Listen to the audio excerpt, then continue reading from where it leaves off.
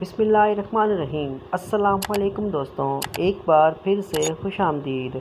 नाज़रीन कराम, आज की इस वीडियो में मैं आपको लज़्ज़तों को ख़त्म कर देने वाली चीज़ के बारे में बताऊंगा।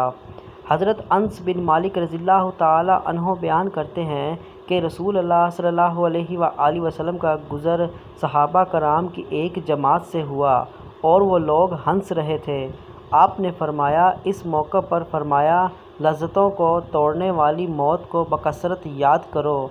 मेरे ख़याल से आपने इसके बाद ये भी फरमाया, इसलिए कि कोई भी शख्स इसको तंगदस्ती और ज़बू हाली में याद करेगा तो उसे खुशहाली और फरागी हासिल होगी, और जब उसे कोई खुशहाली की हालत में याद करेगा तो इस पर तंगी और परेशानी लाहक होगी। मौत को बकसरत याद करने से इंसान की ख्वाहिशात में कमी होती है और वो दुनियावी लज़्ज़तों से किनारा कश हो जाता है।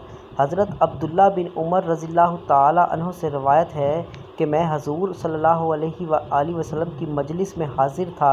एक अंसारी जवान ने पूछा, या रसूलल्लाह सल्लल्लाहु अलैहि वसल्लम, सबसे ज़्यादा बाइज़्ज़त और होशियार कौन है?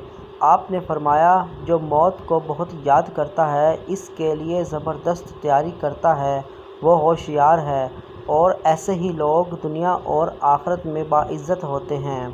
हज़रत उम्मुल मोमिनीन सफ़िया रज़ियल्लाहु ताला अन्हा से मरवी है कि एक औरत ने हज़रत आयशा रज़ियल्लाहु ताला अन्हा से अपनी संग दिली की शिकायत की तो उन्होंने फरमाया, मौत को याद किया करो, तुम्हारा दिल नर्म हो जाएगा।